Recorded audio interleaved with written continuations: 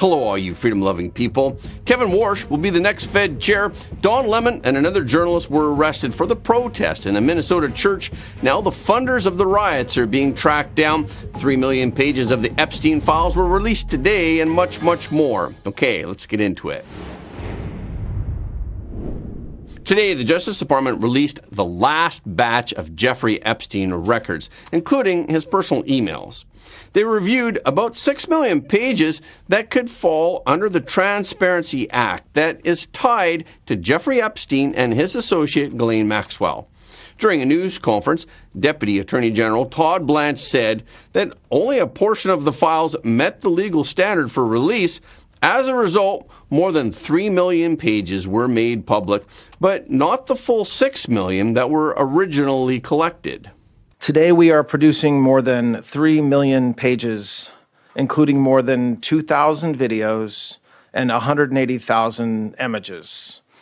In total, that means that the department produced approximately 3.5 million pages in compliance with the Act. Just a quick note about the videos and images. The 2,000 videos and 180,000 images are not all videos and images taken by Mr. Epstein or someone around him. They include large quantities of commercial pornography and images that were seized from Epstein's devices, but which he did not take or that someone around him did not take. Some of the videos, though, and some of the images do appear to be taken by Mr. Epstein or by others around him. He erred on the side of over-collection of materials from various sources to best ensure maximum transparency and compliance, which necessarily means that the number of responsive pages is significantly smaller than the total number of pages initially collected. That's why I mentioned a moment ago we're releasing more than 3 million pages today and not the 6 million pages that we collected. Blanche also explained that the DOJ redacted photos of all the women in the files except for Ghislaine Maxwell. He added that photos of men were not redacted unless it was unavoidable while they were removing images of women. And Blanche assured that the Justice Department followed the law and they did not protect anyone for political reasons.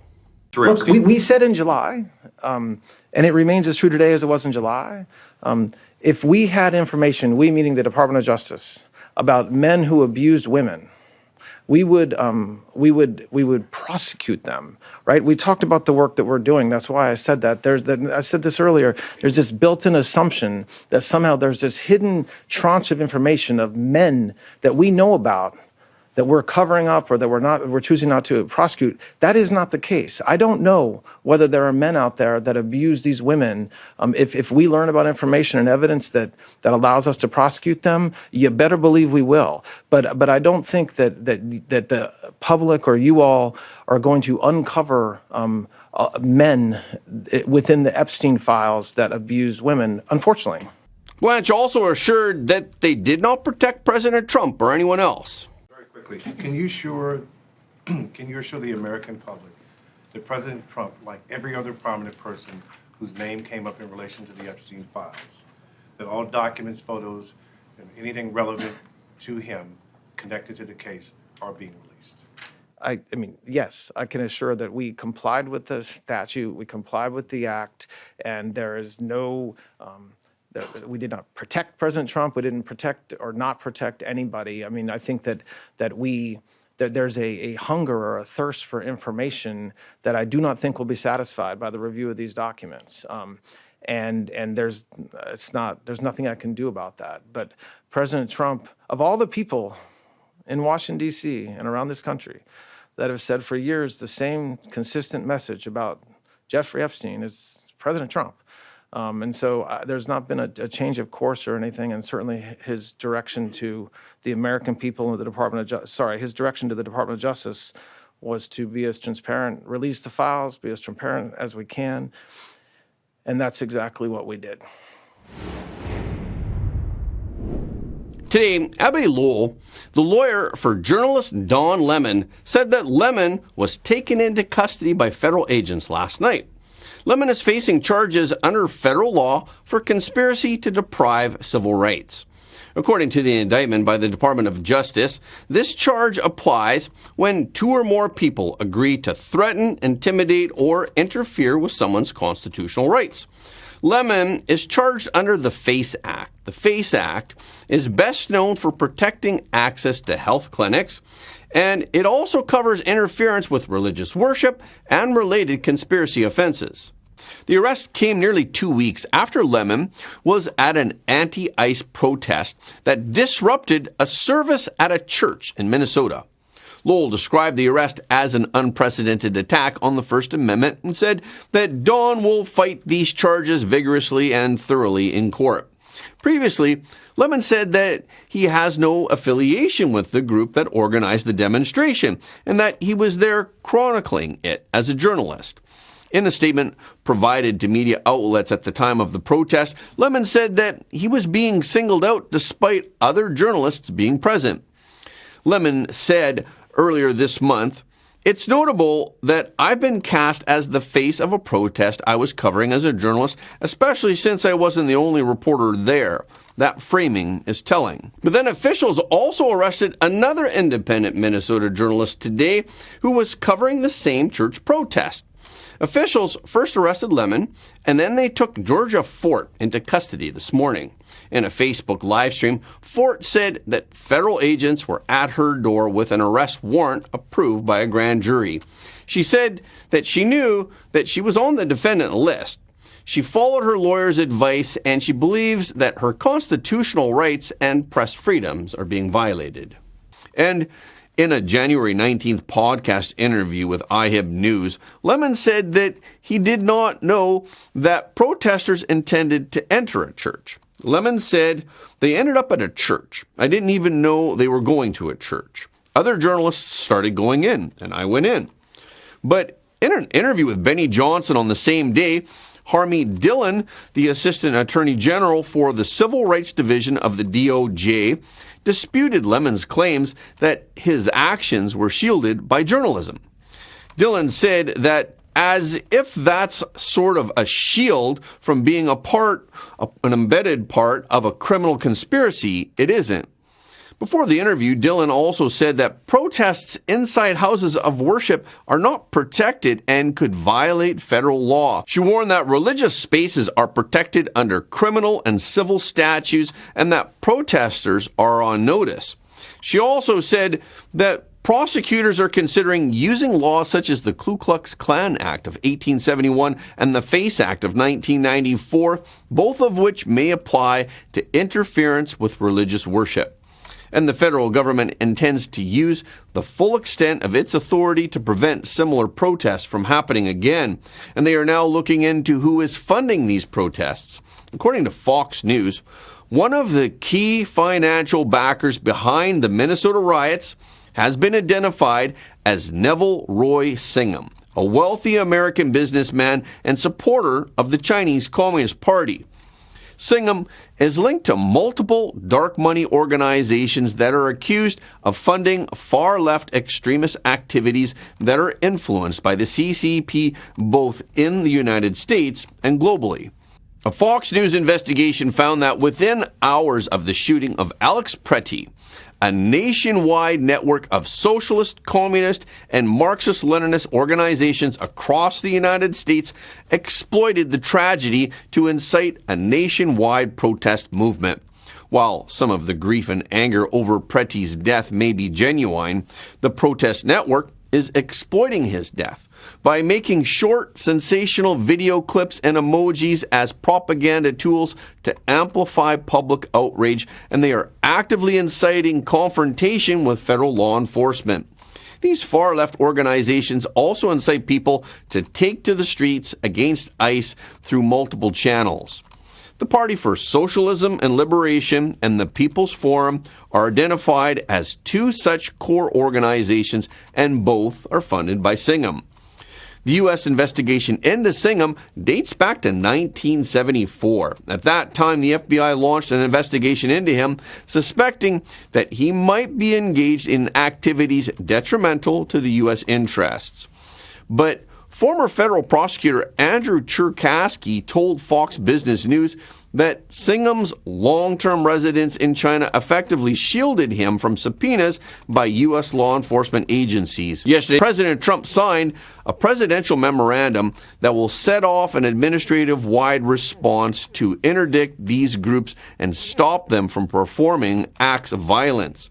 They will look at who is funding these groups to allow them to perform these violent acts. President Trump said, "We're looking at the funders of a lot of these groups. You know, when you see the signs, and they're all beautiful signs made professionally, these are anarchists and agitators, professional anarchists and agitators, and they get hired by wealthy people, some of whom I know." At the Kennedy Center in Washington, President Trump told reporters yesterday at the premiere of the film Melania about First Lady Melania Trump that he had selected his choice for Federal Reserve Chair, and he said that he would make the announcement today.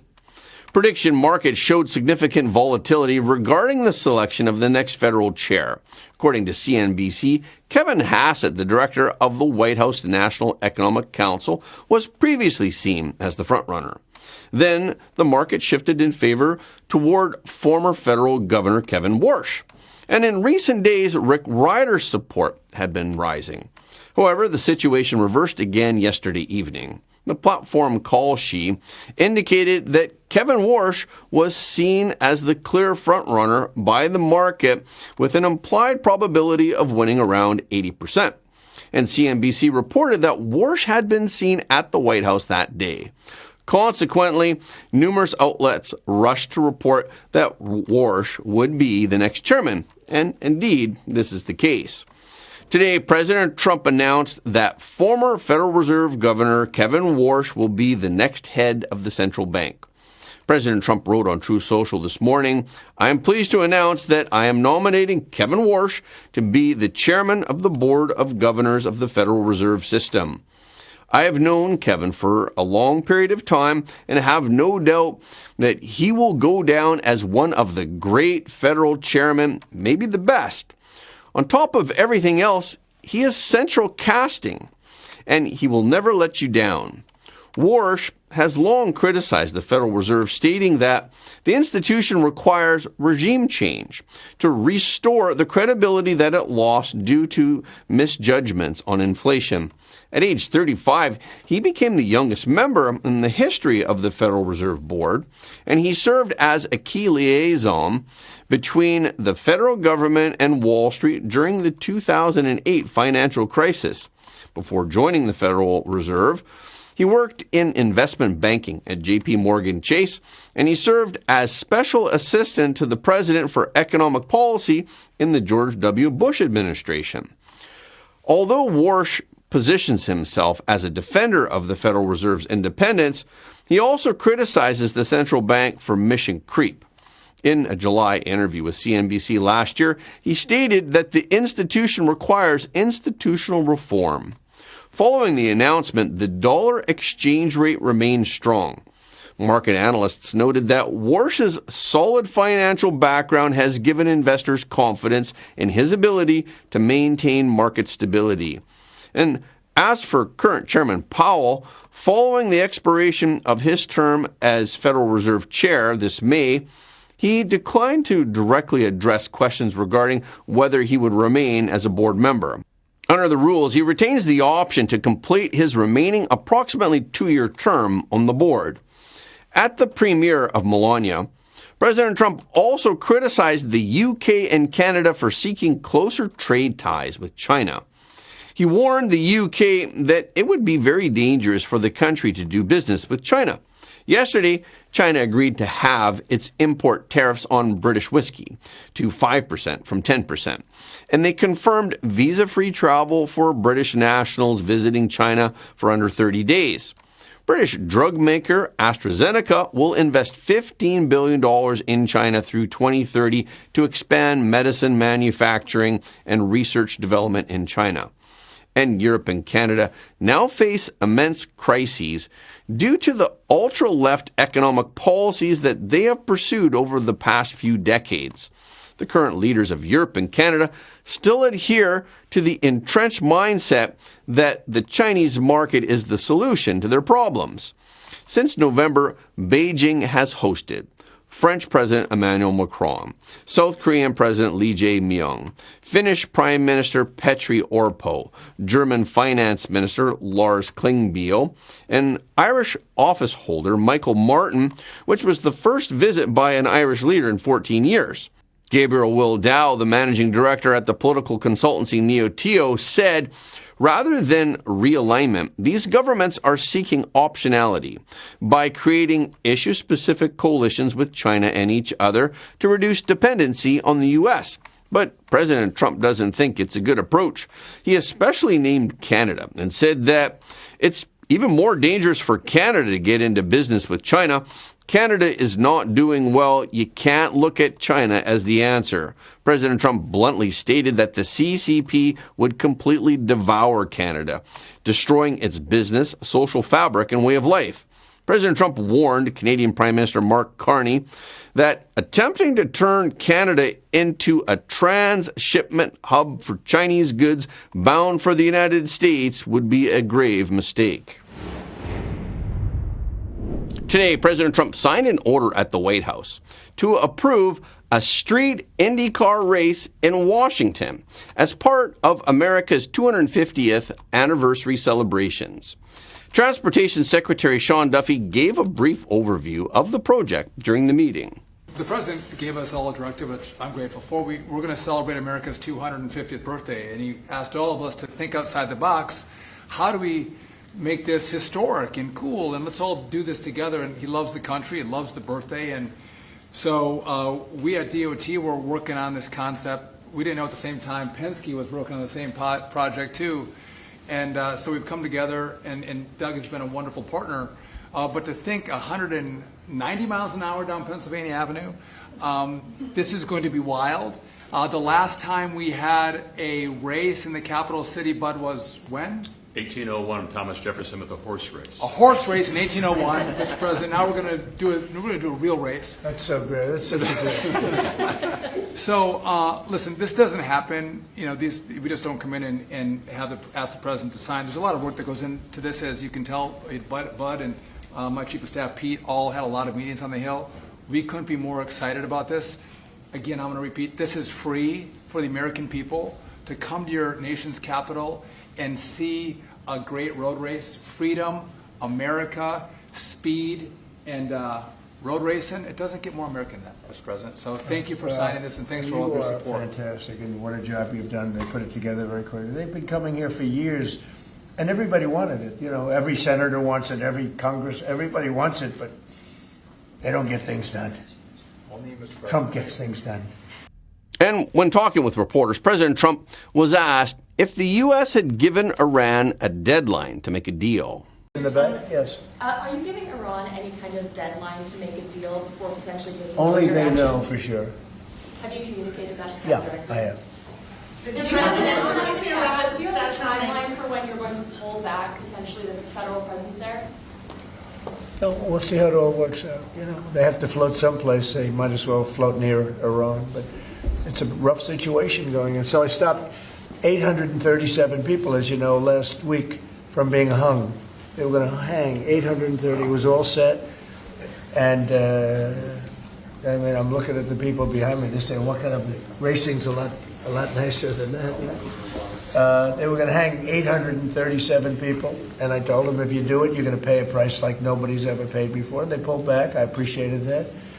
But a lot of people are being killed. So we'll see what happens. I can say this, they do want to make a deal. Virginia flipped the government. And President Trump also signed another important executive order yesterday. President Trump signed an executive order yesterday declaring a national emergency and establishing a new tariff regime that will impose additional tariffs on countries that are selling or otherwise providing petroleum to Cuba. It accuses Cuba of aligning with hostile nations and malicious forces and of providing sanctuary to terrorist organizations, naming Russia, China, Iran, Hamas, and Hezbollah. The order states that this measure aims to protect U.S. national security from the impact of Cuba's malicious actions and policies. The Cuban regime is condemned for persecuting domestic opposition, for suppressing freedom of speech and the press, for profiting from the suffering of the Cuban people, and for fomenting chaos by spreading communist ideology throughout the Western Hemisphere. It emphasizes that these actions pose a grave threat to the United States and that immediate countermeasures are necessary to protect American citizens and interests.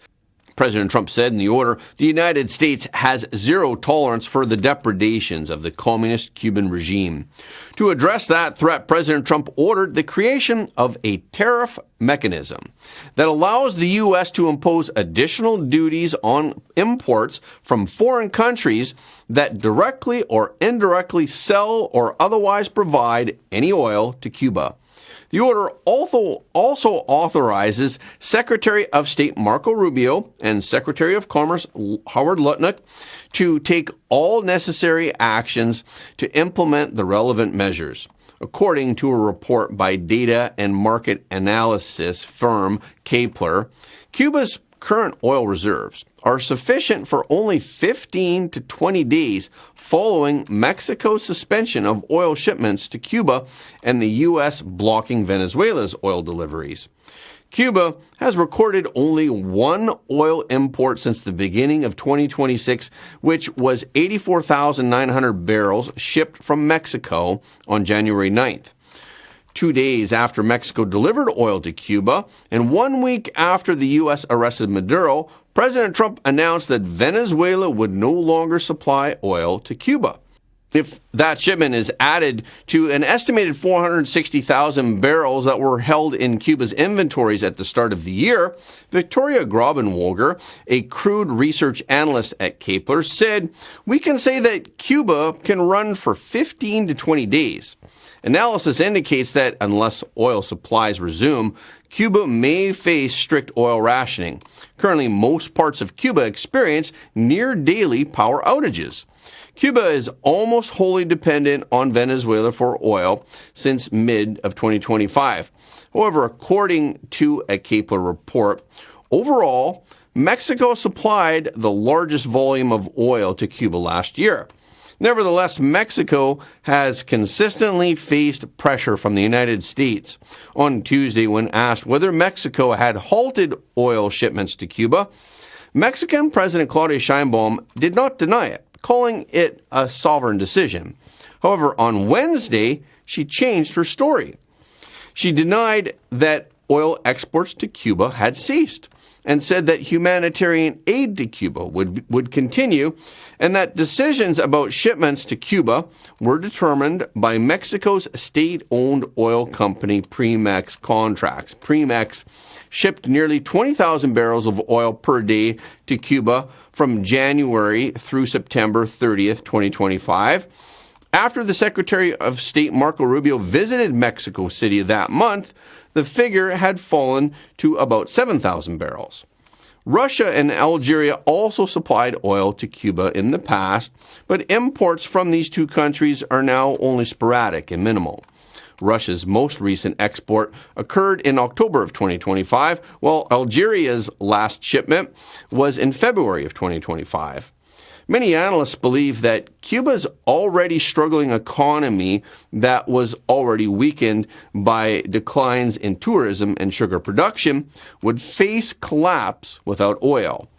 When asked by a reporter yesterday whether he would try to choke off Cuba, President Trump said, "The word choke off is awfully tough. I'm not trying to, but it looks like it's something that's just not going to be able to survive." Yesterday, Democrats and Republicans reached a last-minute deal to fund the government, avoiding a partial shutdown today. But even though a deal is in place, Congress won't be able to finalize it before Monday. That means that the government is likely heading into a brief partial shutdown over the weekend. House Speaker Mike Johnson said that the earliest the House can vote on the updated deal is Monday. But he acknowledged that this would likely trigger a short shutdown, but said lawmakers will move quickly to pass the funding and keep the government running. Yesterday, President Trump wrote on Truth Social, Republicans and Democrats in Congress have come together to get the vast majority of the government funded until September, while at the same time providing an extension to the Department of Homeland Security, including the very important Coast Guard, which we are expanding and rebuilding like never before. The office of Senate Minority Leader Chuck Schumer stated that as part of the deal, Senate Democrats would provide the votes to pass 5 House-passed spending bills that fully fund the Departments of Defense, Labor, Health and Human Services, Education, Transportation, and Housing and Urban Development. Schumer said that Democrats will provide the votes to pass a 2-week stopgap bill to fund Homeland Security and give lawmakers more time to negotiate. Earlier this week, he also outlined 3 key demands that are tied to any long-term funding deal for the department. First, Democrats want to end warrantless immigration and custom enforcement patrols, and they want to require federal immigration agents to work with local and state police. Second, they want federal agents to follow the same use of force standards as local law enforcement. And third, Democrats want immigration officers to wear body cameras, remove masks, and always show clear identification during operations. Yesterday, President Trump filed a civil lawsuit against the Treasury Department and its subordinate agency, the IRS, in his personal capacity. The complaint alleges that the Department of the Treasury and the IRS violated federal privacy laws by failing to adequately protect his tax return information, resulting in the leakage of sensitive details and subsequent media disclosure. This caused substantial and irreversible damage to his personal reputation, business interests, and political rights. Donald Trump Jr., the eldest son of President Trump, along with his second son, Eric Trump, and the Trump Organization are also listed as plaintiffs in the lawsuit. They have filed claims seeking at least $10 billion in damages.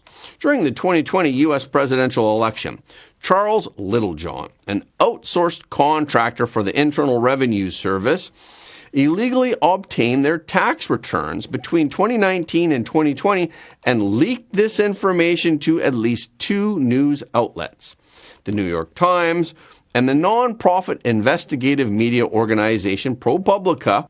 In their related reports, the New York Times and ProPublica, while not explicitly accusing President Trump or the Trump Organization of illegal activity, repeatedly emphasized the stark contrast between extremely low tax payments and ultra-wealthy status, creating an implied moral condemnation. In a 2019 report, ProPublica cited expert opinion suggesting that the relevant confidential tax returns may pose a risk of fraud. While not asserting that the overall situation constitutes criminal fraud, these allegations carry significant offensive weight in an election atmosphere. In December of 2022, the Democrat-led House Ways and Means Committee published a report following its review of the Trump Organization's and President Trump's tax filings between 2015 and 2020. The report noted that businesses operating under President Trump's name had paid low taxes due to sustained losses. Some deductions had raised questions about their legitimacy, however, no evidence of tax evasion was found. Charles Littlejohn illegally accessed and disclosed the tax information belonging to several high-income celebrities, including President Trump, during Littlejohn's service with the Internal Revenue Service from 2017 to 2020. Littlejohn pled guilty in 2023, and he was sentenced to 5 years in prison in January of 2024.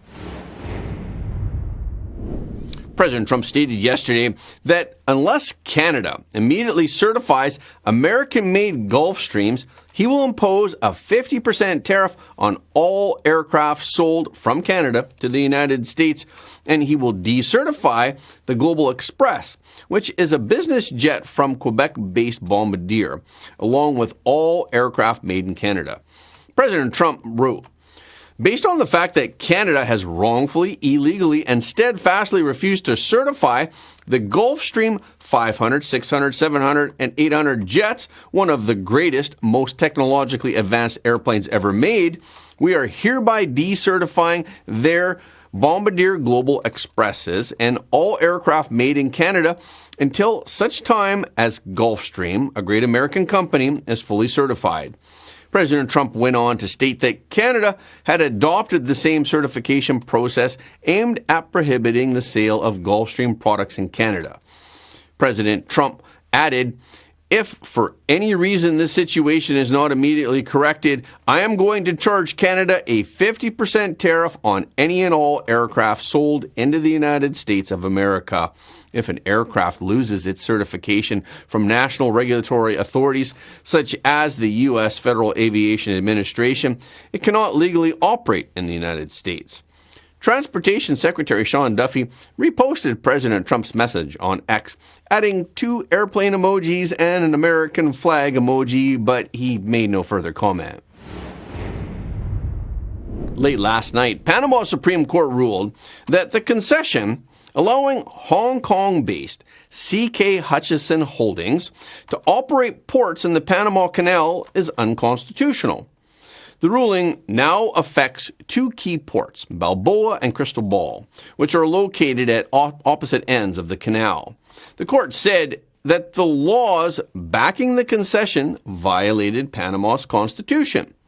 But CK Hutchison rejected the court's ruling, and they called it legally unfounded. And they warned that it would hurt workers and create legal uncertainty in the country. The new ruling follows an audit that raised concerns about irregularities in the 25-year extension that was granted to the company in 2021. Now, the ruling advances long-standing U.S. efforts to limit China's influence over the canal. Panama Canal is one of the world's most strategic shipping routes, and it handles about 5% of global trade. Although China denies controlling the canal, U.S. officials have repeatedly warned that Beijing exerts influence through port operations. Previously, CK Hutchison agreed to sell all of its global port assets, including the Panama ports, to a United States-led consortium headed by BlackRock.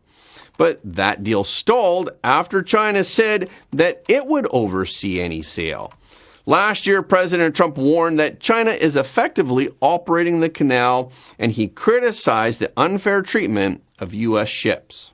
And that's a wrap for this episode. Thank you so much for your support of Front Page. Please remember to leave a comment below the video. This is really helping us to be seen all around the world. The more people who watch Front Page, the more freedom-loving people the world will have. And please hit the like button and hit the notification bell after subscribing.